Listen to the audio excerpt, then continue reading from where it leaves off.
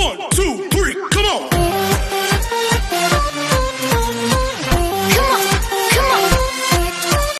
Hello beautiful people! Welcome back to my channel. This is your Mama Sam. Hola mga amigo, amiga, kumare at kumpare. Kamusta kayong lahat? Sana lahat po kayo ay okay at safe ngayong araw na ito. At syempre kung ako naman ang tatanungin nyo, nakikita naman ninyo ang beauty ng Mama Sam ninyo. Fresh overload pa rin, di ba? Ganyan talaga kapag umiinom ka ng maraming vitamin C at saka syempre kumakain ka ng maraming hotdog. Dahil sa hotdog, nakakaloka ang beauty ng Mama Sam ninyo. So yun, so kamusta naman kayo mga amigo, amiga, kumare at kumpare? Sana lahat kayo ay okay at safe ngayong araw ng Monday. So happy Monday po sa inyong lahat. Kamusta ang araw ninyo? Kung ako naman ang tatanungin ninyo, ay nako, grabe, sobrang pagod.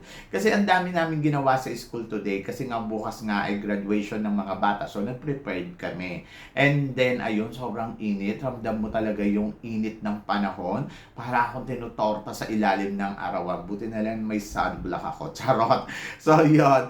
Anyway, so exciting bukas kasi syempre graduation nga. And ayun na, last day na, tapos wala na, tapos na. So may mga meeting pa, and then sa 29, ayun nga, may outing kami. So yon ang exciting, di ba? And then syempre marami tayong pag-uusapan ngayon dahil mas exciting ang pag-uusapan natin ngayong araw na to. Talaga naman, oh my God, magtataas talaga ang kilay ninyo ng bonggang-bongga sa mga pag-uusapan natin today. Kaya guys, wag na nating patagalin ang ating mga chika. So para sa una natin chika, Binibining Pilipinas Applicant Final Screening. Magaganap nga sa April 5, 2024. So, yon. Ito yung final screening na ng Binibining Pilipinas. Diba, nag-submit nga ng mga application yung mga magiging kandidata dito sa Binibining Pilipinas. So ngayon, pipiliin na sila sa April 5. So sino-sino kaya ang magiging officially candidates na Binibining Pilipinas? So nakaka-excite to. Ito yung exciting moment talaga sa Binibining Pilipinas, yung pilian ng mga kandidata. And then talagang ramdam mo na sunod-sunod na ang pageant kasi summer na di ba? Pag summer talagang ganyan. Sunod-sunod na yung pageant katulad ng Miss Earth, may Miss Earth na rin. And then syempre Binibining Pilipinas, Miss World Philippines, meron na silang schedule. And then ayun nga, susunod dyan Mochana ng Pilipinas. So yon. So sa mga kandidata na nag-a-apply ngayon dito sa Binibining Pilipinas, ngayon pa lang ay congratulations sa inyong lahat. So, wish all the best kung sino ang magiging officially candidate. So, may nagtatanong nga kung magiging 60 candidates ba ang Binibining Pilipinas. Hindi ko alam guys kung ilan yung nag-apply. So, baka ang kunin lang nila ay 30 or 24. So, hindi pa natin sure. So, malalaman natin yan sa April 5, diba? So, yun. So, malapit-lapit naman na.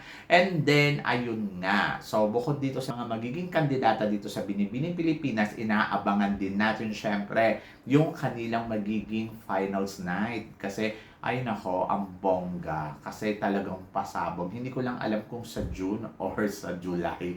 So, yun. Medyo matagal-tagal pa ang coronation night ng Binibining Pilipinas. Pero, exciting ang Binibining Pilipinas this year. Kasi nga, meron silang 60th anniversary, di ba? So, grandma na si Binibining Pilipinas. So, may nagtatanong nga sa akin bakit hindi daw madagdag-dagdagan ang corona dito sa Binibining Pilipinas. Wala tayong magagawa. Ang ating Madam Estela, syempre may edad na rin naman. Hindi niya na maasikaso yan. So, ngayon, abangan na lang natin kung ano nga ba ang magiging bagong mukha ng Binibining Pilipinas in the future. Di ba? So, yan. So, ngayon pa lang excited na ako para sa mga gandang binibini. And then, para naman sa sumunod na chika, Miss Charm Philippines, ready na para sa kanyang competition sa Miss Charm. So, doon sa mga nagtatanong kailan ba ang Miss Charm, sa next month po. So, syempre, ang ating pambado na si Grisnan Gravides ay talaga naman naghahanda na at handang-handa na para sa kanyang laban. Ako naman si Grisnan Gravides, syempre matagal-tagal yung kanyang paghihintay, di ba? So siguro naman nag-prepare siya ng bonggong-bongga. Ako, may tiwala naman ako kay Grisnan Gravides kasi nga kung napanood mo yung Miss Universe Philippines noong nakaraang taon, ang lalaking kandidata ng mga binanatan niya dyan. Pero, di ba, nag-top 3 ang Krishnan Gravides. Ako naman, ang masasabi ko naman ay naniniwala naman ako na handang-handa to para sa kanyang laban sa Miss Charm. And then, exciting kasi syempre, kumbaga parang ito yung ikalawang lalaban ang Pilipinas sa Miss Charm. And then, of course, kung nakaraan taon na nag-first runner-up tayo, syempre medyo malaki lang yung pressure dito kay Krishnan Gravides kasi nakaraan ay first runner-up. So, ngayon, syempre, nag-expect tayo na corona to. Di ba? So, yun. So, good luck. Maganda naman si Krishnan. At talaga naman masasabi ko, may charm ang beauty niya. So, wish all the best. So, di ba? And then, Miss Universe New Zealand, Mama Sam, tingin mo, makakapasok kaya to sa semifinals ngayong taon na to? Actually, maganda yung pambato ng New Zealand. Sa totoo lang, may beauty siya and then, class yung beauty niya. Kaya lang sana wag to mag-Celeste Cortez doon sa Miss Universe, no? So, I wish na makapaghanda siya ng bonggang-bongga. Yung kumbaga parang i-train ng maigi para pagdating sa Miss Universe talagang makarating siya sa dulo ng competition.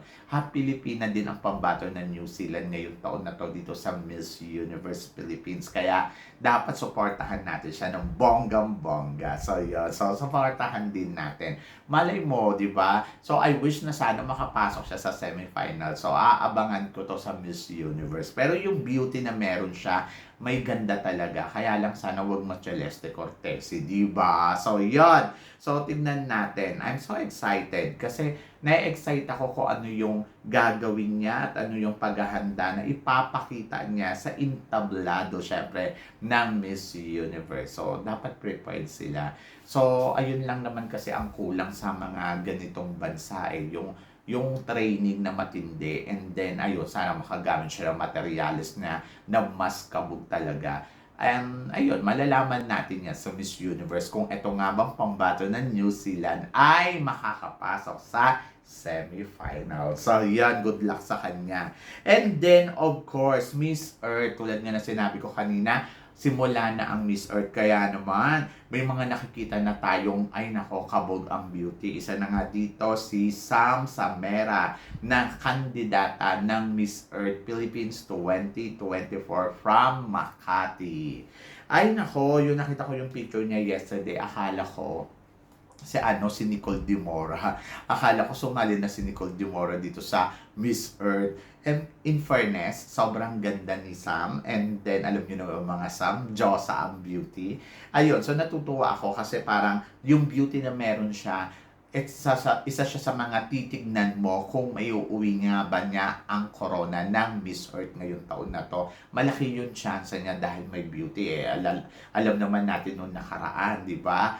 Ang ipinadala natin, si Liana Duan, may beauty din yun. So, I hope na itong si Sam Samera ay kumabog ng bonggang-bongga. Actually, isa siya sa mga titignan mo na talagang beautiful face ngayon dito sa Miss Earth Philippines 2024. And then, alam naman natin ng Miss Earth, gusto nila yung mga ganitong beauty, yung mga mistisahin, yung may aura talaga. And then, dito kay Sam, nakikita ko may aura.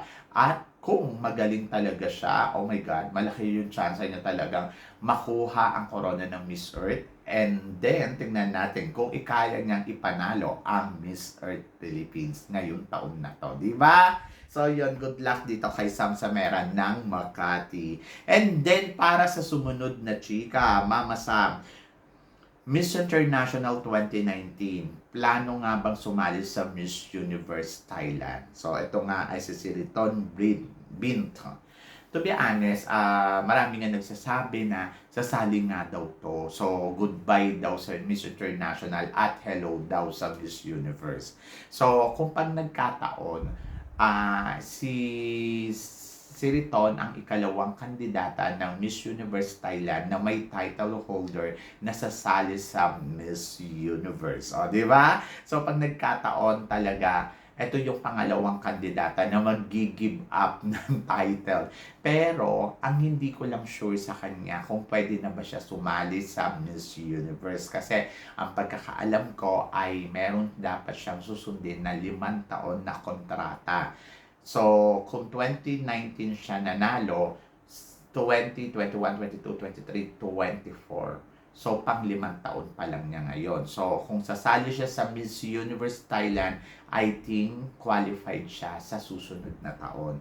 Not this year, di ba? So, yun. So, I hope na sana sumali. Nakita ko to sa personal. Actually, nakausap ko siya. Yung personality niya maganda. Actually, 2 beses ko siya nakita. Yung unang kita ko sa kanya, sobrang disappointed ako kasi ine-expect ko yung beauty na tulad ng nakita ko sa entablado noon ng Miss International. Kaya lang yung nakita ko nga siya dito sa sa malapit sa amin. Sabi ko parang iba yung beauty na meron siya. Kasi naman after 3 years na yun. 'Di ba? Tapos sabi ko, ba't ganun? Pero matangkad talaga si ate. Matangkad, sexy, maganda. Kaya lang yung ganda niya, parang nag-e-expect ako na ganun kabongga. Tapos yung nagputong siya ng corona ng Miss International Thailand o Miss Thailand International, doon ko nakita yung beauty na tulad na nakita ko noon doon sa Miss International. So sabi ko, ay ang ganda niya talaga. Tapos yun nga, nabigyan ako ng pagkakataon na magkakwentuhan kaming dalawa and then panalo. Mabait si girl. And then kung sasali siya sa Miss Universe Thailand, syempre maghahanap tayo ng transformation sa kanya. Kasi yung beauty na meron siya, I think yung height winner, tapos yung beauty niya winner, pero kailangan niya talaga mag-transform as talaga Miss Universe. Katulad ni Atisa Manalo, di ba? Ngayon, kung sakasakaling sasali nga siya ngayong taon na to at mananalo si Atisa Manalo sa Miss Universe Philippines at mananalo siya sa Miss Universe Thailand, tingin ko daw ba kung sino ang kakabog sa kanilang dalawa sa Miss Universe. Siyempre, iba pa rin yung gandang Pilipina, di ba? Iba pa rin yung talaga yung beauty ng Pilipina. So ako, naniniwala ako na maganda ang pambato ng Thailand and then sabi ko nga, hindi naman to magiging reyna kung hindi naman siya qualified, di ba? But, syempre, iba pa rin ang isang Atisa Manalo. Yung beauty ng Pilipina kasi. At kung silang dalawang magtatapat, I think kaya to ni Atisa Manalo. Wag lang ma-Michelle D si Atisa Manalo sa Miss Universe, di ba?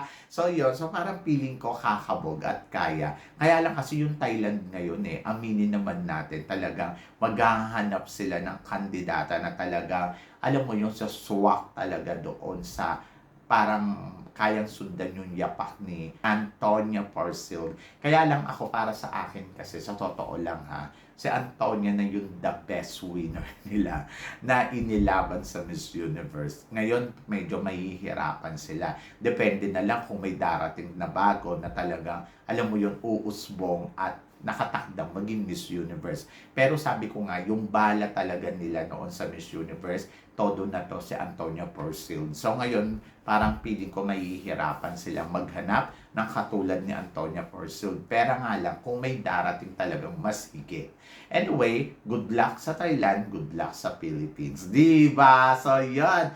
So, nakaka-excite kung iisipin mo. And then, parang feeling ko kung sasabay naman sa kanya si Atisa Manalo, kayang-kaya. And then, bagong reyna sa Universal Woman na si Maria Gigante, bumalik na ng Pilipinas. So, ayun nga. So, kanina nga dumating na si Maria Gigante, galing nga dun sa laban niya sa Universal Woman. And then ayun, nagkwento si Maria Gigante.